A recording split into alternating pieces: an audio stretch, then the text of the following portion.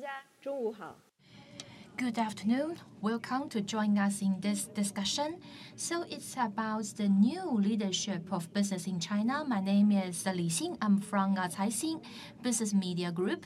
And before we start our discussing, I'd like to invite our VIP guest and one of the most respected Dean of Economists, Mr. Zhu Ming from China National Research Institute of Economy. So please give us a very brief opening remark. Thank you for the invitation. So I'm here. Actually, you are the 5 VIPs. I try to give you warm up this podium for you because you are going to talk about the new business leader of China. This is very important topics. Why I want to be here? Because it's highly important topics. President Xi Jinping mentioned that we are now in a radical change in a 100 years history. How about 2 companies or to the business? And the radical change is from a linear clinical development to a structural and disruptive environment. Therefore, this is a significant change, I must point out. And to an entrepreneur, if you want to be an entrepreneur in the future, the first thing, you need to change your way of thinking. You need to change your old model of thinking in a linear way. You need to think in a structured way, because in the future, all the opportunities is somewhere between the surface or the structure. And that's why I want to share with you some of my observations. The linear economic development is passing by. If we look at the overall economic trend, and from 2008 to 2018, 10 years economic growth rate was lower than the world average before 2008. And which was much lower than the 30 years before, because the financial crisis has a great impact on it. And the economy is in the middle and the low speed range, and the speed rate of 2018 was the peak of the past 10 years. And let's look at the forward-looking indicators. Next year, economy falls down. US 2.8, 2.9, but now it is 2% or 1.9%. Japan 0.5%. The China economy, after restructuring, go back to 6% in its GDP. Therefore, and this is a fast expanding, robust economic development. The business makes robust deployment, accelerate their scaling up, but that was history, I must say. This is a highly important prerequisite before our discussion, because everybody was thinking about running your own business. You must get adaptive to a slow growth environment. When we face into the future, it comes series of a structural change. I want to give you simple examples. The first one, aging population. We made one analysis. That is after 2035, 15 years later, the net growth of population concentrate somewhere between 60 to 70 years old by 2050. The net growth population is between 60, 70 to 80 years old.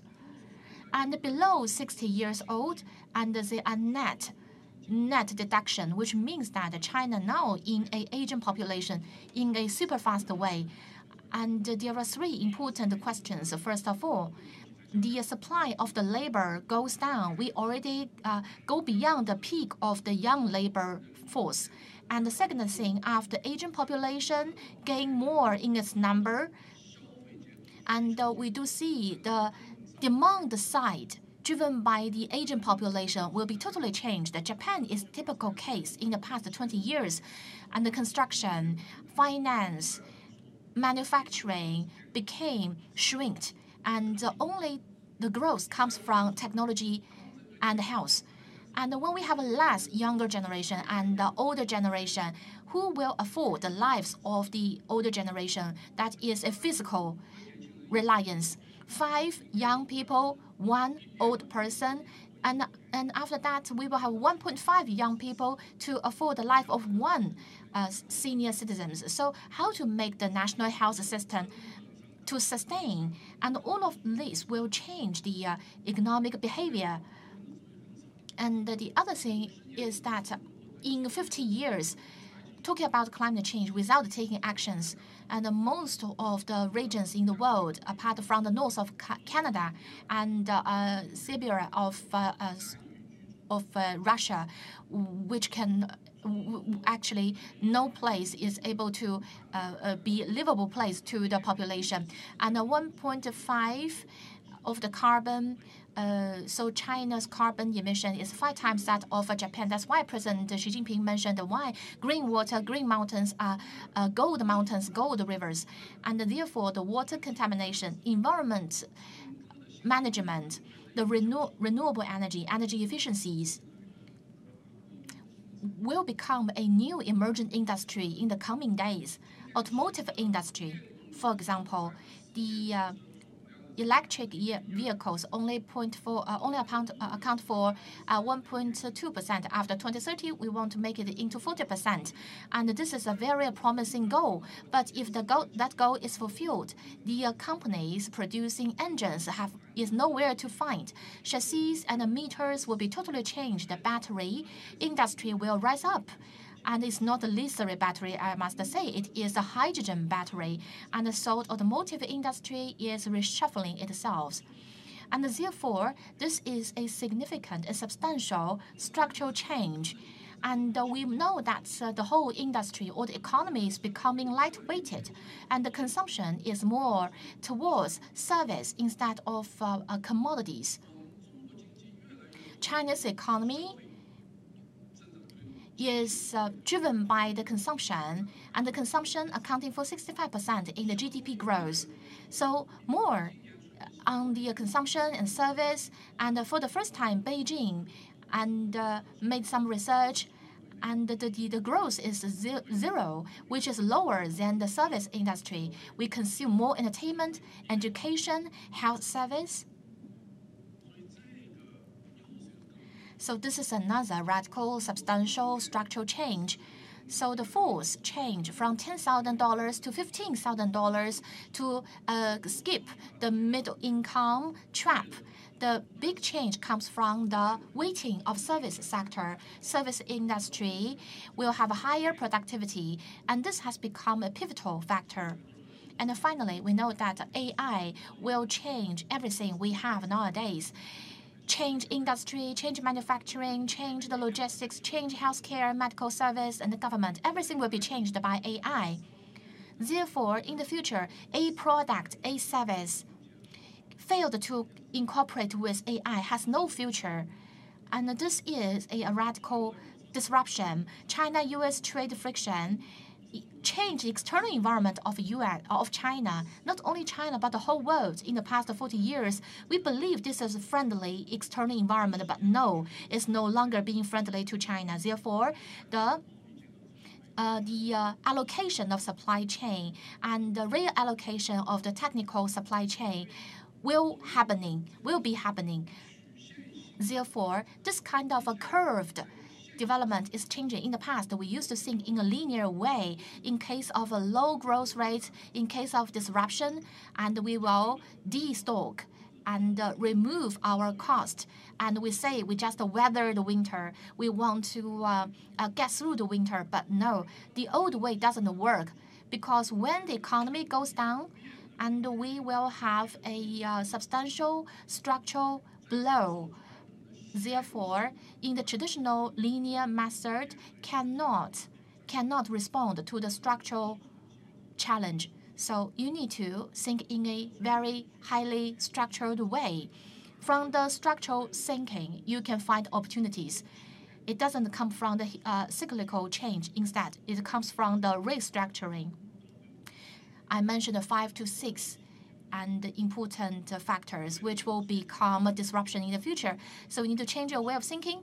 You need to change your linear way of thinking in the business models, and so that these are the first step for you to gain success. And very important one as well. So I want to share this with you. Thank you very much. Thank you for the invitation as well.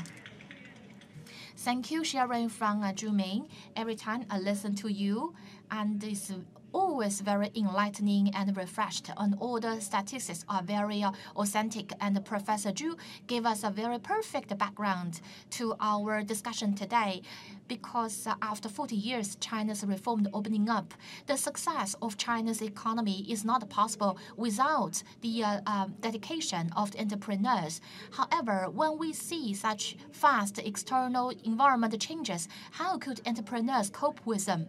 And I want to quickly introduce our guests next to me, and Mr. Tang, and the founder of Yixing Company, and Mr. Gao Hao, Tsinghua University and the National Research Institute of Finance and Family Business Research, and Wu Daokou Business School.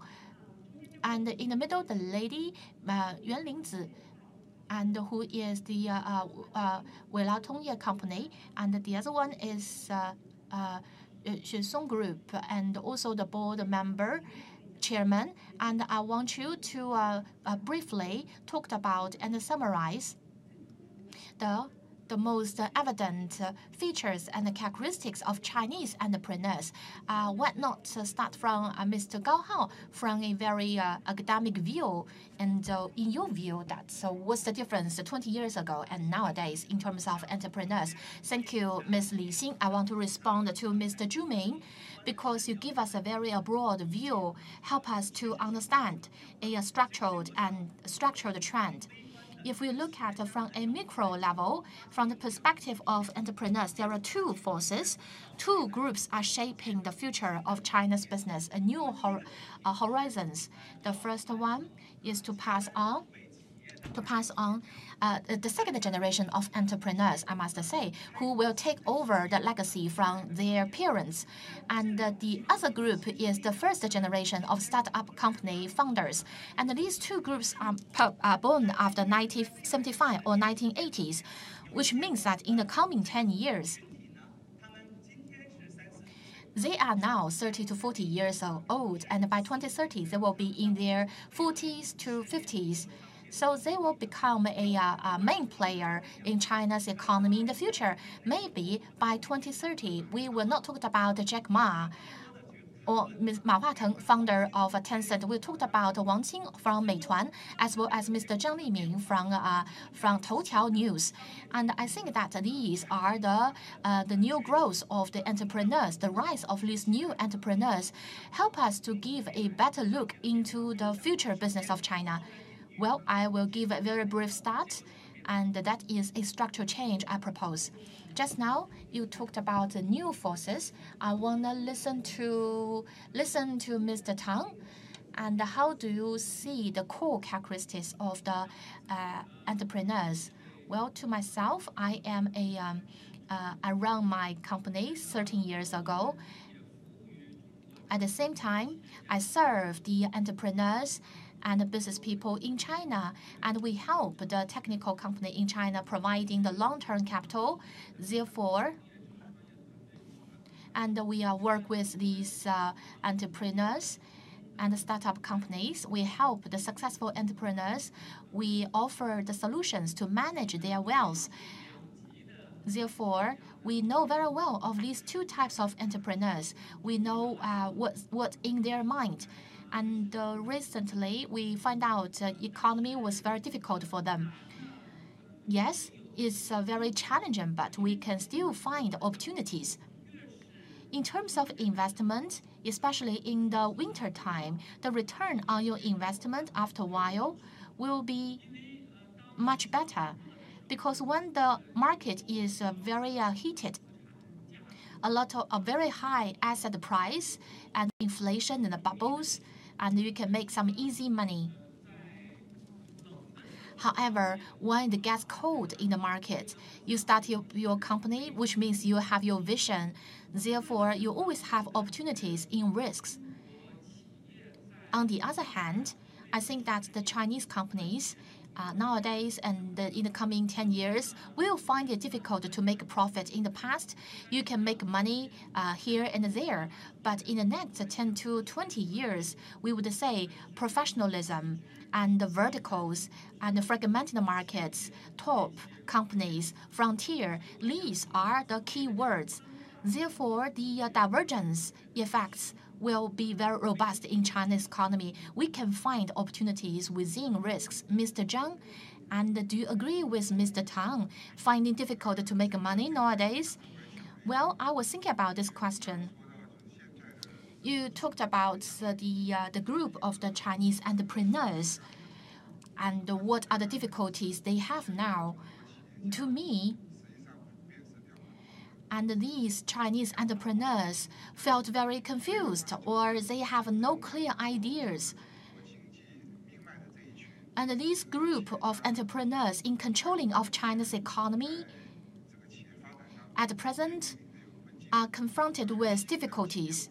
That is, in the new economic environment, old business models, which means that and the old way of development cannot be catered for the future. But where the future is not clear yet. And the new forces, the new entrepreneurs at present in China, the percentage of the new generation of the entrepreneurs is quite low in its share. Therefore, there is kind of anxiety among the entrepreneurs, especially when the economy is going down in the speed, making it difficult to make money. Where the future lies, so the direction is not clear. So you refer to uncertainties, Madam Lingzi. What do you think about it? Put Chinese entrepreneurs in the global context. Well, in the past 20 years, and we offer the consulting service to the Chinese companies or business. And if my comments today is very harsh, and please forgive me because this is only a phenomena comments, I should say that Chinese entrepreneurs worth our respect. In history, they find constraining factors in their development, but the qualities and the characteristics of them are highly evident. We made some comparison. Some of them are highly important. First of all, the Chinese entrepreneurs are most diligent, performance-driven. They are self-driving. Therefore, they made miracles. They believe in miracles and they have trust in miracles. China's economy is highly relevant to the self-driving mode of the Chinese entrepreneurs. The second thing I want to refer is the change. No other place in the world like China can find a group of aggressive people who are seeking for changes. We are living in an environment full of uncertainties. At the bottom of the heart of everyone is thinking about the future. It's another driving force of our development.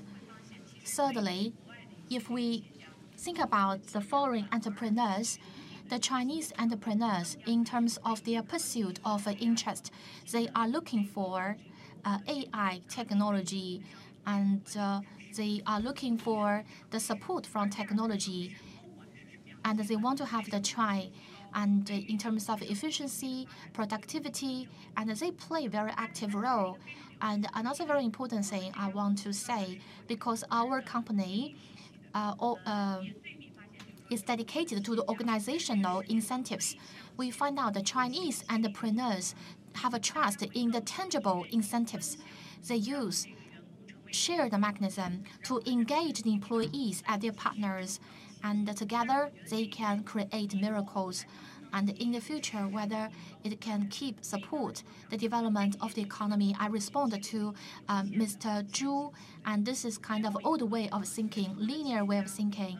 The last characteristics in the past 10 to 20 years, some of them learn from the Western world, some of them have the practical managerial experience. We think about Oriental and the Western cultures, and we see more and more the Chinese entrepreneurs go back to the core elements of the Chinese cultures and utilize the Chinese culture into the Chinese business with quite good result. But linear way of thinking still exists. Like we just mentioned, if we talked about the boundaries, I will go elaborating into it. I want to point it out that Chinese entrepreneurs has no strategic vision without adequate patience, including organizational capacity building and fundamental capacity, and there is no very strong trust and belief. Therefore, it will be a roadblock to China's future development. Yesterday, Premier Li Keqiang talked about we need to have some inclusiveness in China's economy. This inclusiveness is required. And also over the course of Chinese enterprises going overseas, the most important, would be this inclusive, open attitude, and you have to be fully prepared. Of course, there are some individual enterprises that are doing great in these areas. So thank you, very comprehensive response. I'm sure, these two entrepreneurs present, you must have a response. You took our economic drivers environment who are changing. So from the business perspective, as entrepreneur, your managerial approach, your leadership approach and style, especially 20 years back and in this period of transformation, what is the difference you are feeling? Who would like to kick off?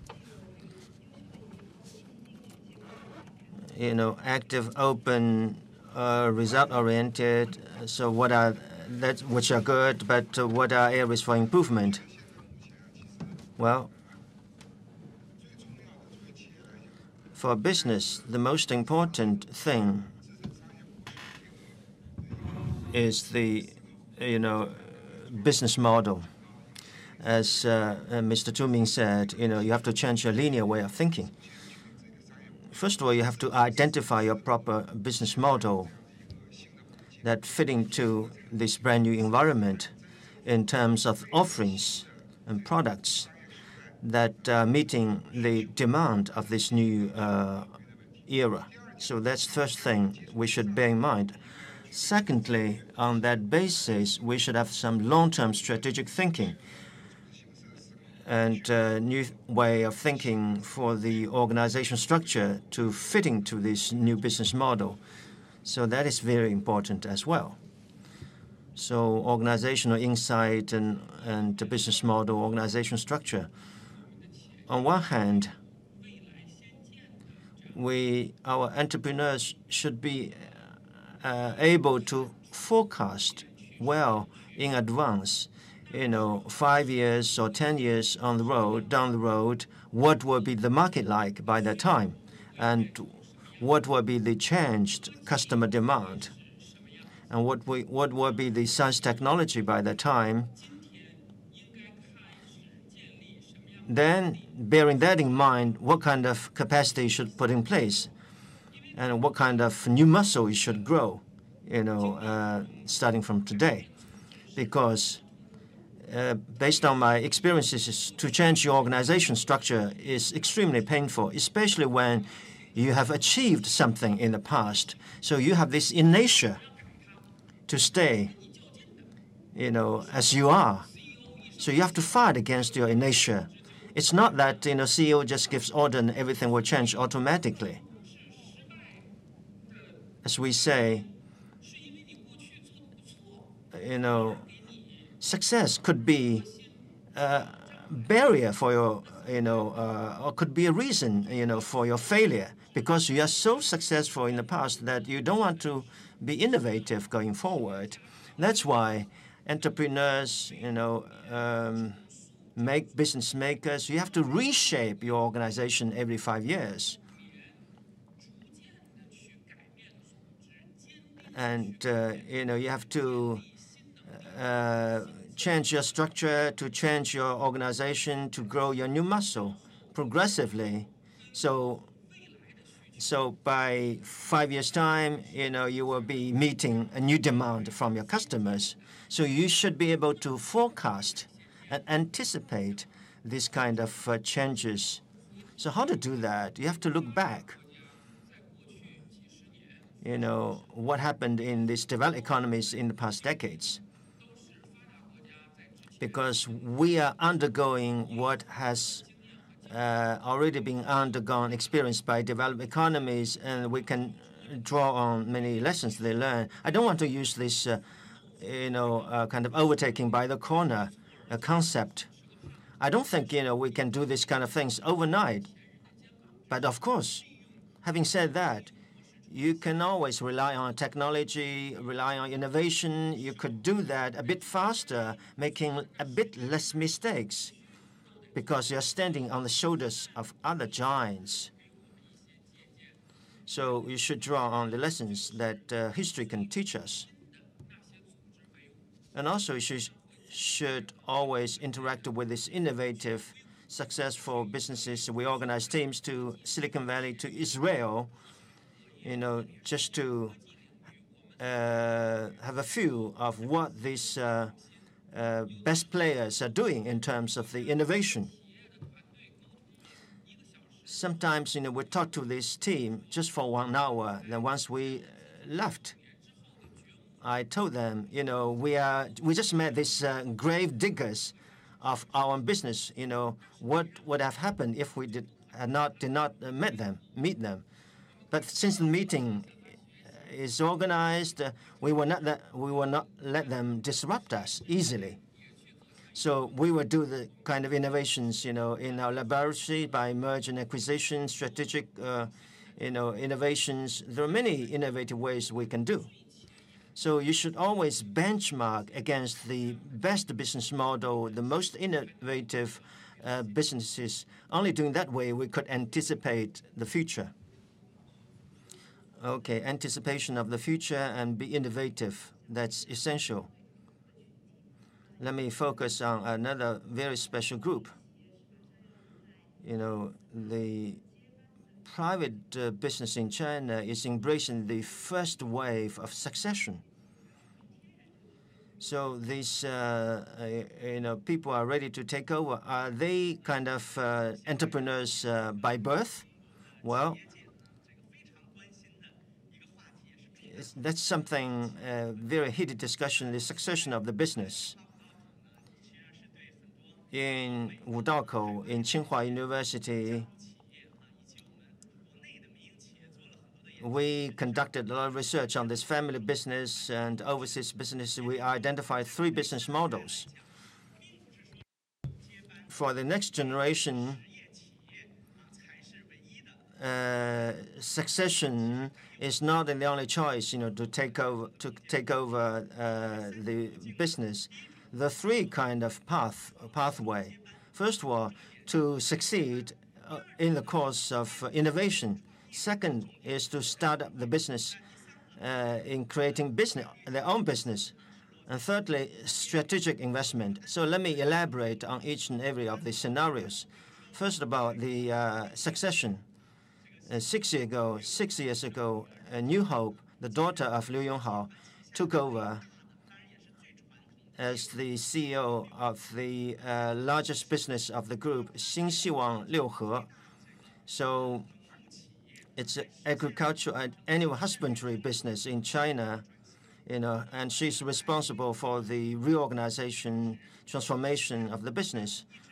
All this traditional, farming and feed business has been extended to cover the deep processing of the food and all the way to the restaurants and brandings of the consumer goods.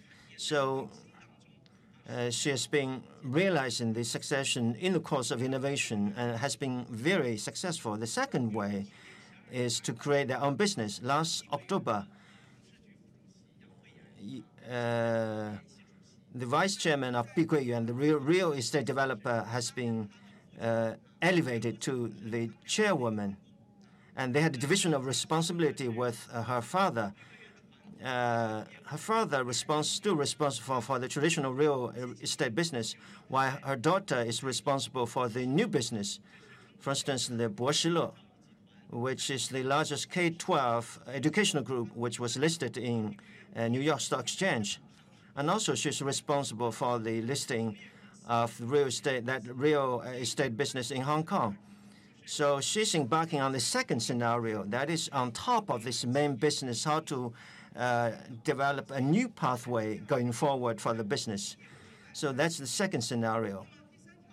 Third way is investment. Meidi Group, its co-founder and his son, he did not get involved in his own business. Rather, he used his own capital to start another holding group, Yingfeng Group. And by ways of acquisition and by ways of investment, he get involved and make inroads into a brand new areas like environment,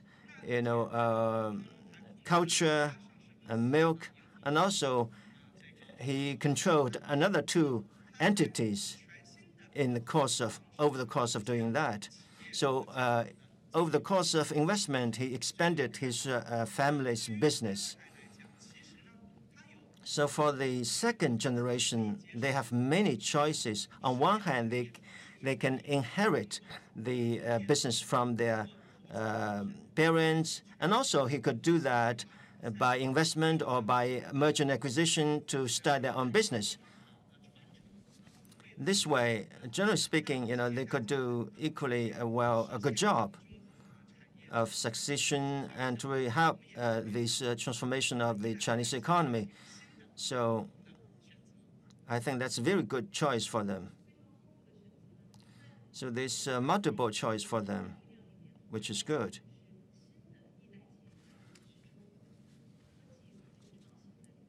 Also, in the science technology sector, there are a lot of millennium kind of entrepreneurs who are very active. This new generation of science technology entrepreneurs. What do you think of them?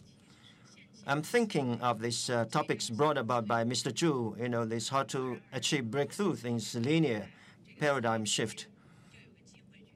I think we have this opportunity to achieve this breakthrough in the course of succession. There's something common between the old entrepreneurs and new ones. We're talking about these 80s and 90s millennium generation entrepreneurs. Look at their educational background. Many of them conducted and studied overseas, which helped them to have a very starting point in terms of the international perspective. And also, they focus a lot on this service sector and the high-tech sector, data, AI, all these forward-looking sectors. Thirdly, which is also very important, they're creating their own business not just to survive and to make money, rather to realize their own value. So they have very stretched and ambitious target. They have their missions. They would like to contribute to make this world a better place, by creating their own business. So, their philosophies, their way to run the business, we witness a new color, a new perspective. Of course, these two generations have traveled a different path. For the second generation, entrepreneurs, they are helped by their family business. They have a stable source of finance. But for those non-family business second-generation entrepreneurs, they have to rely and stand on their own.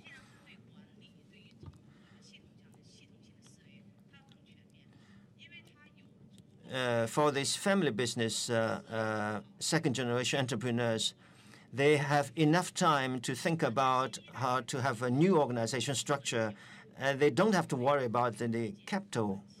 But for the non-family business entrepreneurs, they have to think how to survive, and they think less about long-term survival and prosperity. Secondly, second generation, they are born to be a leader. They have great ideas, they have investors, and there will be teams and investors that are going to pursue them. So they are born leaders. So they only have to prove themselves to be leaders. For the kids from the rich family, They are growing up, under the amplifiers. Their shortcomings and strengths have been amplified, and they try to establish their own style of leadership. They have to, establish themselves in running their business. So they have a lot of challenges in doing that.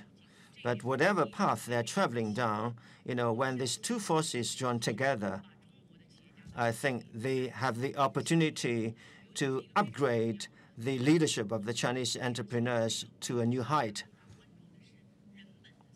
because all of them focus a lot on humanity, on individuality, a people-centric approach. In this era of AI, many of the things could be done and automated, to machines. So we could use the remainder of the time to focus on people, humanity, and to apply this philosophy in the course of running a business. I'm sure there will be major breakthroughs in doing that. So a very good comparison between, the second-generation entrepreneurs and kids from these super-rich families. Zhang Jing, what do you think of this creativity and innovation capacity of the Chinese entrepreneurs? Well, talking about this innovative capacity of the Chinese entrepreneurs could be viewed from three levels. Business model innovation. Yes, Chinese entrepreneurs are pretty innovative.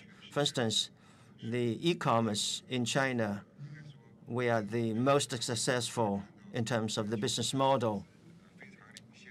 We're leading the world. For instance, Alibaba, their business model, which is a kind of, adapted Amazon model based on the Chinese context, and is in a leading business model in the world. But having said that, the Chinese innovation in science technology tend to be weak for many reasons. That's why it results in something very interesting. On the front of the business model, we are very innovative, but in terms of the science technology, we are weak. So that comes to the sustainability issue. Ling also alluded to a trend, this humanitarian trend, and this people-centric approach, or CSR, corporate social responsibility, has become top priority for all the businesses. So, Mr. Tang, could you say a few words? In the past decades, whether Chinese entrepreneurs have balanced out between, righteousness and profit. Well, first of all, Mr. Gao has given us some very interesting examples. But succession is not only an issue facing the super big businesses. All the businesses in China, especially the first-generation entrepreneurs, they are facing these issues. We have 2 million first-generation entrepreneurs, and they have to hand over their 100 trillion asset down to their next generation, and that has to be done within 10 years' time, something which is unprecedented in the history of China. Such a large volume assets has been created and has to be passed on within such a short time span. So unless we do that properly, we are going to see a huge waste of the social assets and the failure to pass down the spirit of entrepreneurship into the next generation. So it's not only a commercial issue, but also a societal issue. It not only concerns, individual enterprises, but also it's a whole society issue. And also, compared with 10 years ago, whether in China or elsewhere, something is quite different.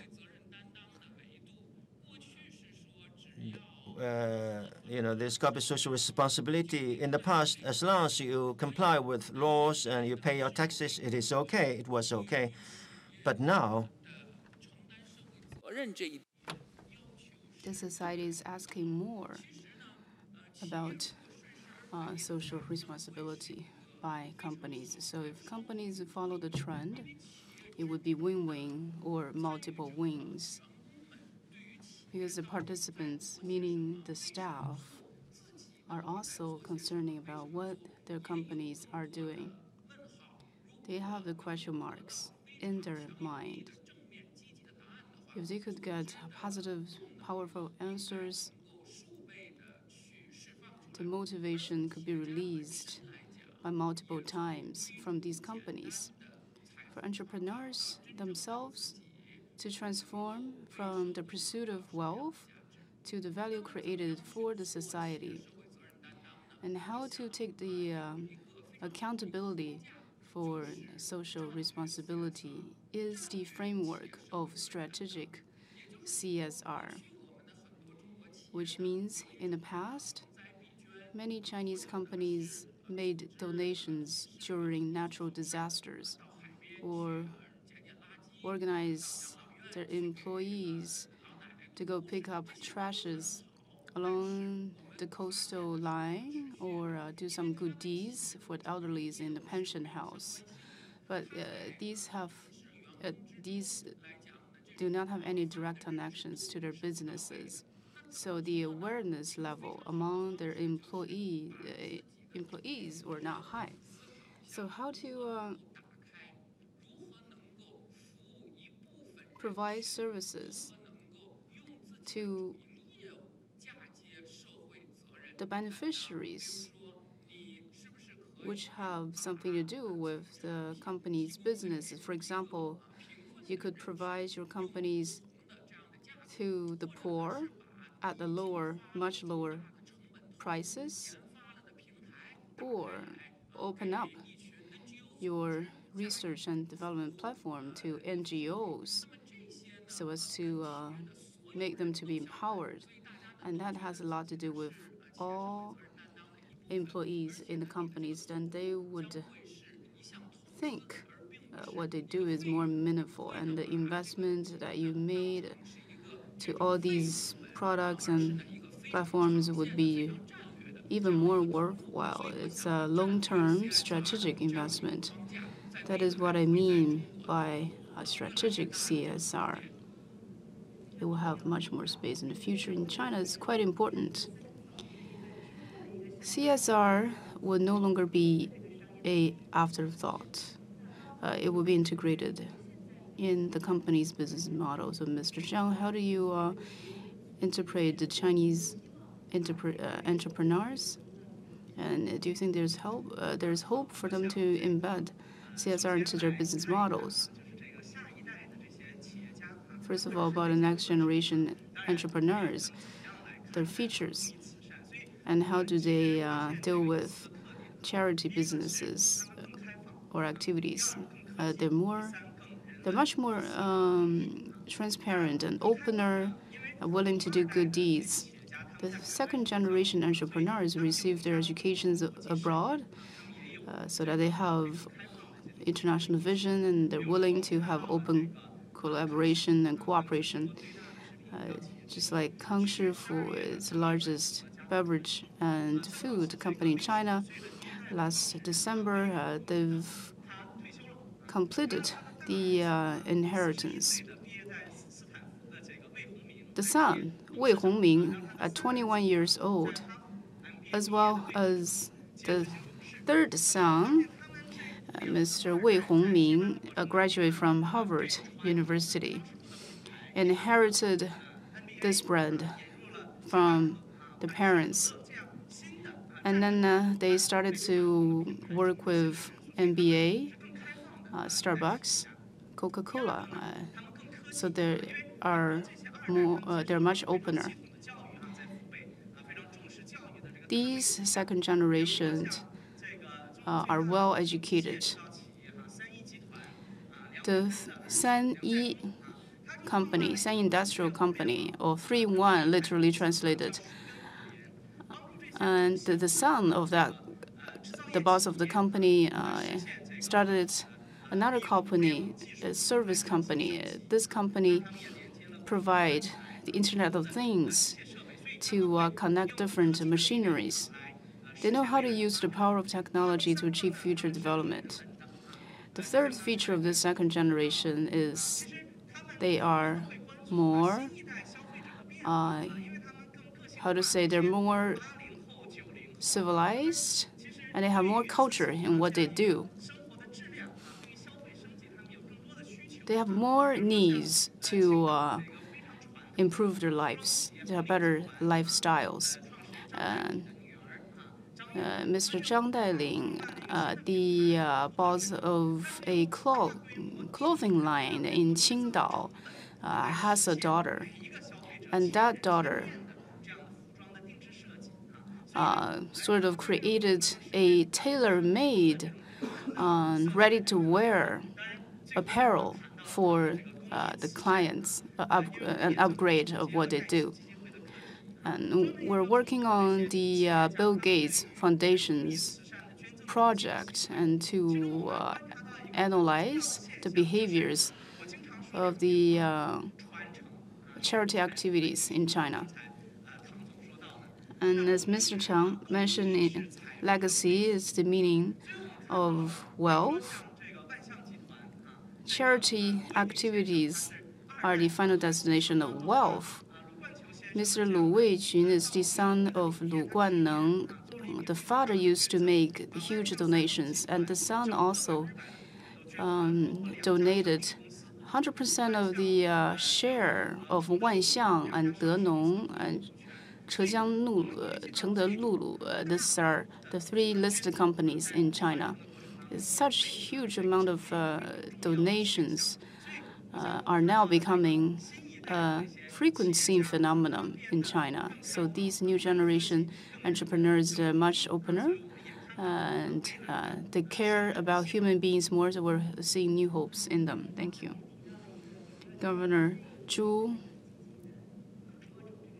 touched upon not only the economic structural changes, but also the overseas challenges induced by U.S.-China trade friction and technology friction.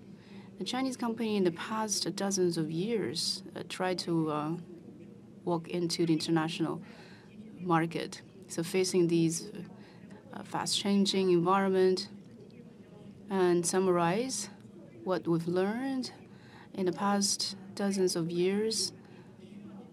What are the good things and wrong things done by the Chinese entrepreneurs? Would you please? I was thinking, although the U.S.-China trade friction is causing a lot of uncertainties, but what can be certain is that the Chinese entrepreneurs will continue to go out. This won't be suspended. I agreed with the professor from CBS. The Chinese entrepreneurs' path overseas is like a reversal trend and also industry upgrade model. The Chinese companies, with the prerequisite of a huge Chinese market, are looking to seek more natural resources, brand and technology resources globally. They want to bring these global resources back into the Chinese market to solidify the businesses domestically and then go out in real terms to establish their branches or subsidiaries or to do more M&As. So during the process, there are many companies, although they have some international features, cannot be regarded as a genuine global company. They are Chinese companies with global features. in their organizational structure, in their recognition or reception by the international markets. We often say all entrepreneurs and organizations should have global mindset.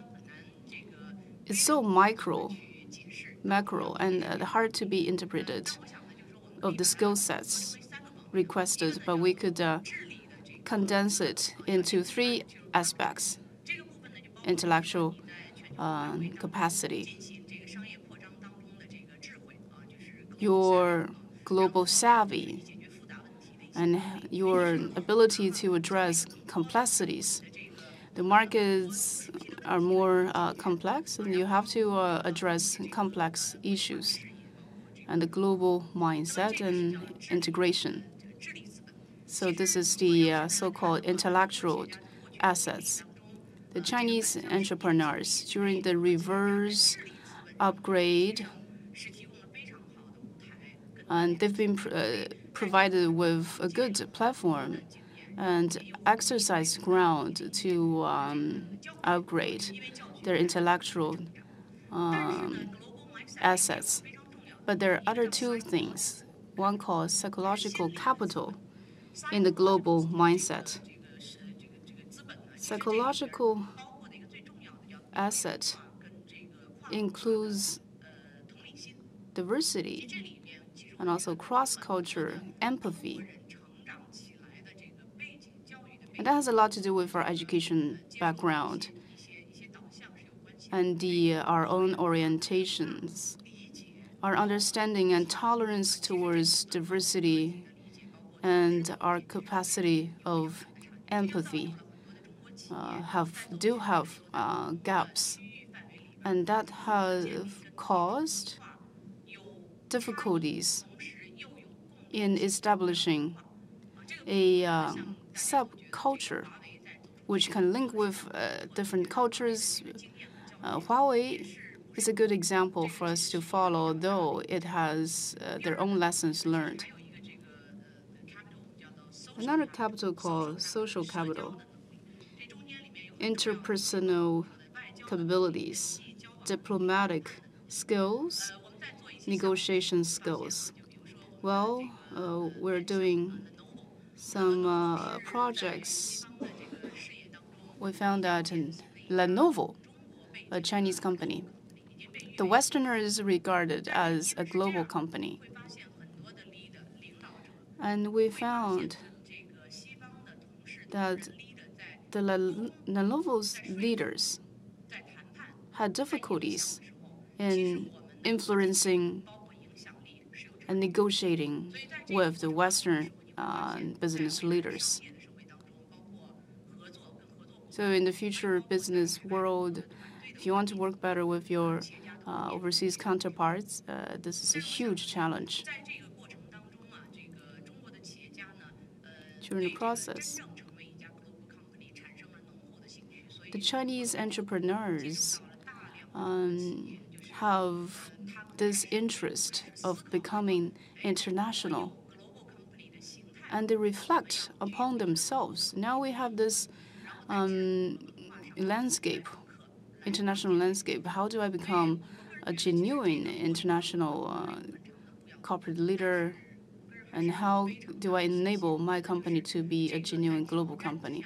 So personally, I'm fully confident that the Chinese entrepreneurs will have more wisdoms to deal with all these issues. It's a very comprehensive remarks.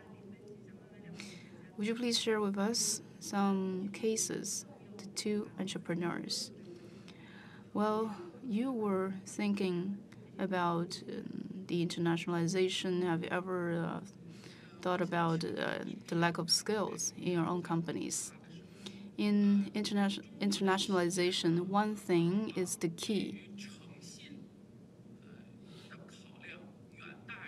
Honesty and integrity is what we prioritize in Chinese companies.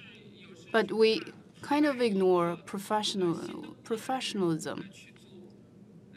Sometimes we say we should assign somebody that is trustworthy to do different things, to do different important things, because this person is honest, has integrity.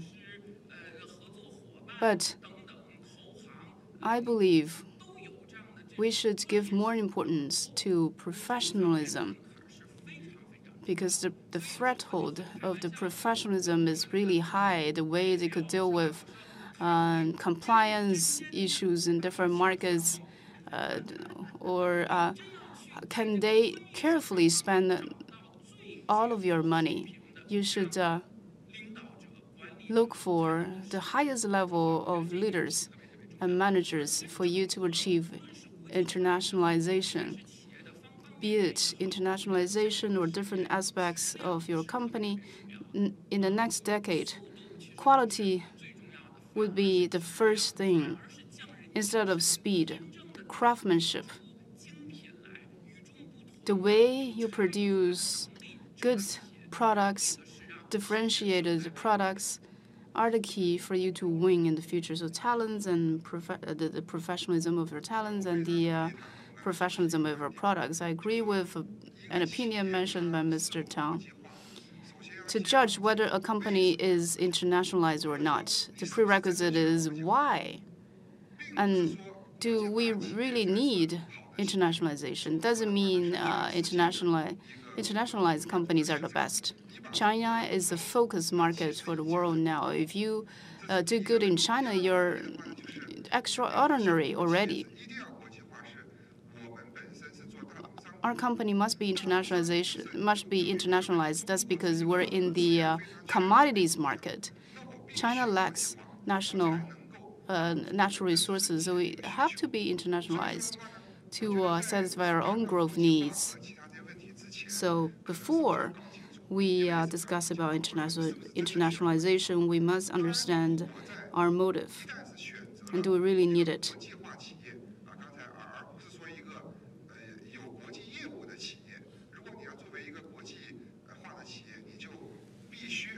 An internationalized company must conduct their businesses in the internationalized way. You shall not simply apply the Chinese principles in your company's governance. Looking at our own experiences, we don't assign Chinese staff to our overseas branches. We do 100% localization, and that has the highest efficiency, and we communicate the cultural differences and the gaps in the organizational structure, and then reach consensus. I found that most effective and efficient. Remarkable. We still have some time left. The floor is now opened. Only one question, please. This gentleman in the middle, who's the first one, raise his hand.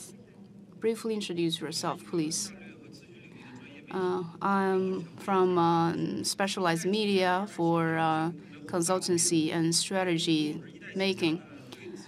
The first generation entrepreneurs, they don't have a good impression about consultancy firms. But now the second generation and the new rich, they have different backgrounds. So will this influence their perception on the consultancy industry? Would you please? Thank you. Who wants to start first? The new entrepreneurs and their perceptions about the consultancy industry. Second generation, due to the education they've received, they believe in professionalism. So during the iteration of entrepreneurs, they now allow the professionals to do the professional things. Recently, I won't point out his name or the company's name because they're the target of learning by many in China. Recently, they started to look for consultancy firm services. There's one statement called "Nothing is new under the heaven." The Chinese level or Chinese style management do have some gaps to fill. So then they realized that third-party consultancy firms could provide professionalism to them for them to have better development in the industry. But as a professional in the management consultancy industry, we have huge challenges because our clients, they have powerful skills and capacity to learn. This market is much unique. The Western principles and tools couldn't be simply applied into the Chinese market. It must be localized and customized. It would be a so-called transformation management. You are not simply providing diagnosis, and you are combining different elements, and that way the consultancy industry in China has a long way to go. We're coming to the end. The 4 panelists, would you please use one statement to say one thing that you want to tell to yourself 10 years ago or 10 years later? So I think we should be persistent in our work because we have very good opportunities in the right times. If you give a word to yourself 10 years ago, what will you say? If 10 years ago to myself and advice to myself, you will be increasingly greater. So confidence, strong confidence. Mr. Gao, if you give advice to a young entrepreneur in 10 years, and often we have first generation, second generation entrepreneurs ask me this question: when shall I make preparation for the pass on of the wealth? I should say 10 years ago, the pass on of the wealth, it takes a long process and a lot of test errors, a lot of corrections. If the private entrepreneurs in China want to build a 100 years long companies to pass on the wealth to your next generation, you need to take actions today so that you can really overcome the challenge of no wealth legacy to the third generation. And I want to say, return to the fundamentals, no shortcuts, and practice your muscles. And like Mr. Tang mentioned, and we can really make China's entrepreneurs giving 100 years history business. So please join me to thank all of our panelists for their wonderful input. That's the end of the session. Thank you, all the audience. Yeah.